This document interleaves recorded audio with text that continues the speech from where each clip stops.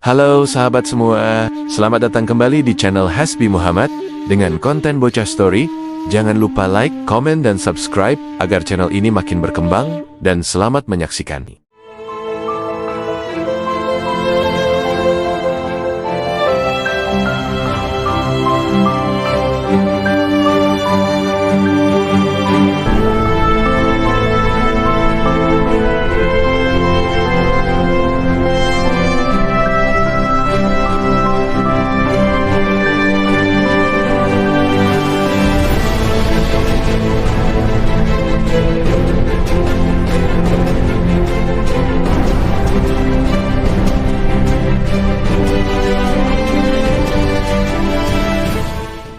Hari ini kita akan memutar kembali waktu, jauh ke masa lalu, ke era para Firaun Agung, dan pertempuran kolosal yang membentuk sejarah. Kita akan menyelami salah satu peristiwa paling ikonik dalam sejarah Mesir kuno, kampanye Suriah kedua dari Firaun Ramses II, yang memuncak dalam pertempuran Kades yang legendaris pada tahun 1274 sebelum Masehi. Ini bukan hanya cerita tentang perang, tapi juga tentang ambisi, strategi, propaganda, dan bagaimana seorang pemimpin membentuk citranya untuk selamanya. Jadi, siapkan diri Anda, kita akan memulai perjalanan epik ini. Kisah kita dimulai pada tahun kelima pemerintahan Ramses II. Ia adalah seorang Firaun muda, energik, dan penuh ambisi. Ayahnya, Seti, telah memulai upaya untuk merebut kembali wilayah-wilayah yang hilang di Suriah, yang sebelumnya berada di bawah kendali Mesir, namun kemudian jatuh ke tangan Kekaisaran Het yang perkasa dari Anatolia. Ramses II yang ingin melampaui pencapaian ayahnya dan mengukuhkan dirinya sebagai penguasa terbesar Mesir, memandang Suriah sebagai panggung utama untuk membuktikan kehebatannya. Baginya, merebut kembali Kades, sebuah kota benteng strategis di tepi sungai Orontes, adalah kunci untuk mengamankan dominasi Mesir di wilayah Lavan. Ini bukan sekadar soal wilayah, tapi soal gengsi dan supremasi antara dua negara adidaya pada zaman perunggu. Untuk kampanye besar ini, Ramses tidak main-main. Ia mengumpulkan salah satu pasukan terbesar yang pernah dilihat Mesir. Diperkirakan, sekitar 20.000 prajurit dan 2.000 kereta perang dimobilisasi. Pasukan ini dibagi menjadi 4 divisi utama, masing-masing dinamai menurut dewa-dewa besar Mesir. Divisi Amen, yang dipimpin langsung oleh Ramses. Divisi Raha, Divisi Pata, dan Divisi Set. Setiap divisi adalah kekuatan tempur yang tangguh, terdiri dari infanteri dan skuadron kereta perang. Pasukan ini memulai perjalanan panjang mereka dari ibu kota Pairamises di Delta Nil, berbaris ke utara melewati Kanaan, menuju jantung wilayah Suriah. Perjalanan ini sendiri merupakan sebuah unjuk kekuatan yang luar biasa. Dirancang untuk mengintimidasi kota-kota kecil di sepanjang jalan dan memastikan kesetiaan mereka kepada Mesir.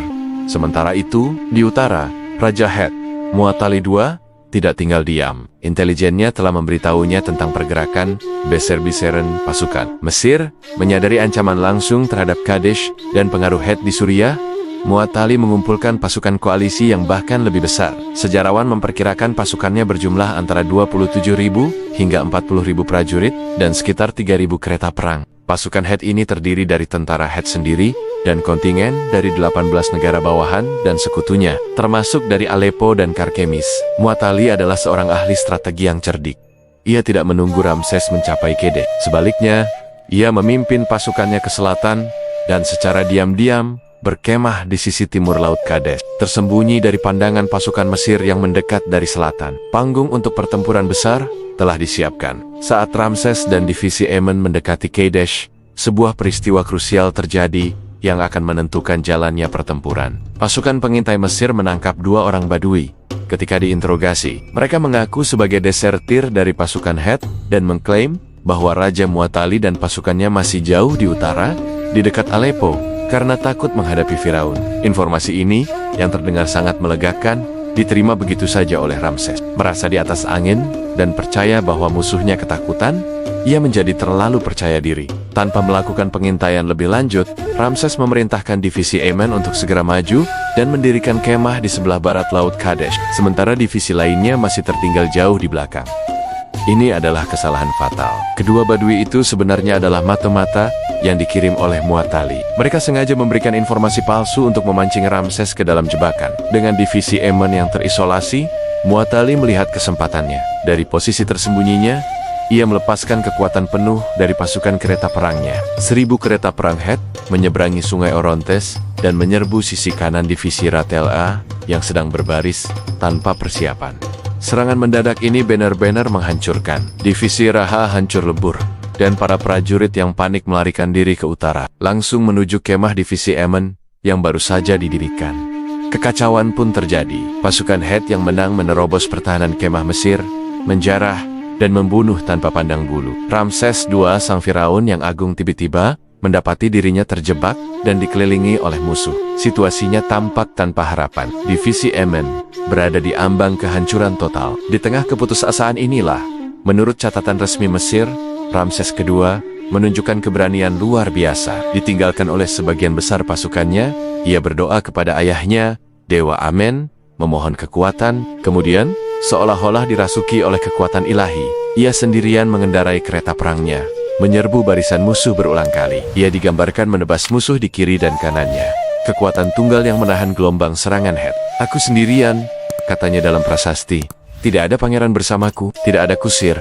Meskipun penggambaran ini jelas merupakan propaganda yang dilebih-lebihkan, tidak dapat disangkal bahwa kepemimpinan dan keberanian pribadi Ramses pada saat kritis ini sangat penting. Ia berhasil mengumpulkan kembali Sit-Usise pasukannya yang setia dan melakukan perlawanan sengit, mencegah kehancuran total. Tepat saat situasi berada di titik paling kritis, keberuntungan berpihak pada Ramses. Sebuah kontingen pasukan Mesir yang disebut Nearin tiba secara tak terduga dari pantai Amaru di barat. Mereka bukanlah bagian dari 4 divisi utama, tetapi kedatangan mereka yang tepat waktu mengubah jalannya pertempuran. Pasukan Nearin menyerang barisan belakang pasukan Het yang sedang sibuk menjarah kemah Mesir, terkejut oleh serangan dari arah yang tidak terduga. Pasukan Het yang tadinya menang kini terjebak di antara perlawanan Ramses di depan dan serangan Nearin dari belakang.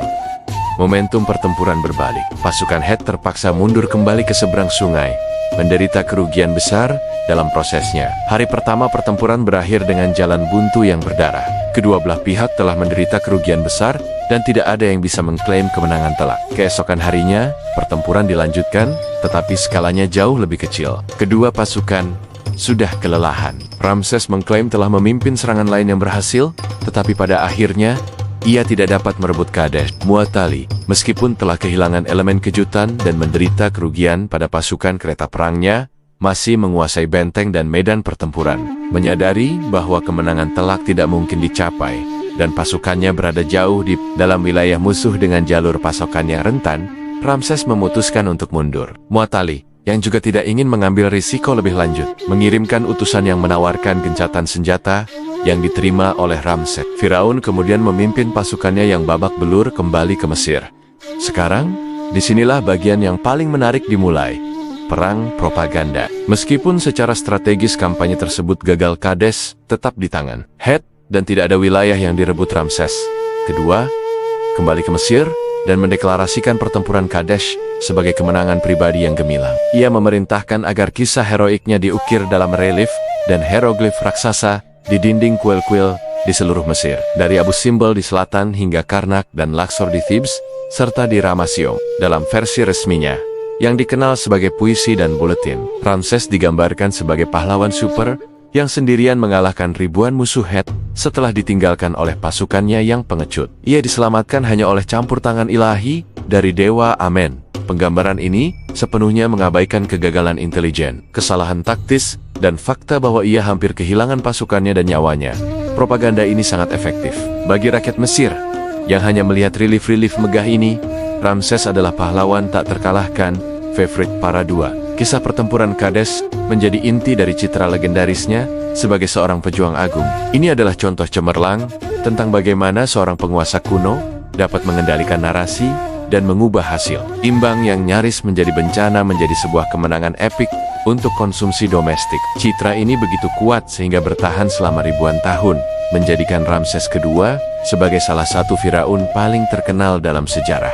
Namun, apa dampak jangka panjang dari pertempuran Kadesh? Meskipun Ramses gagal merebut Kadesh, pertempuran tersebut menciptakan semacam keseimbangan kekuatan. Baik Mesir maupun Het menyadari bahwa tidak ada pihak yang dapat sepenuhnya mengalahkan pihak lain. Peperangan sporadis terus berlanjut di Suriah selama sekitar 15 tahun ke depan, tetapi tidak ada lagi pertempuran skala besar seperti Kadesh. Akhirnya, sekitar tahun 1258 sebelum Masehi, kedua kekaisaran ini, yang sama-sama menghadapi ancaman baru dari bangsa lain, seperti Assyria, memutuskan untuk berdamai. Ramses II dan Raja Het yang baru Hattusili III menandatangani salah satu perjanjian damai internasional tertua yang pernah tercatat dalam sejarah.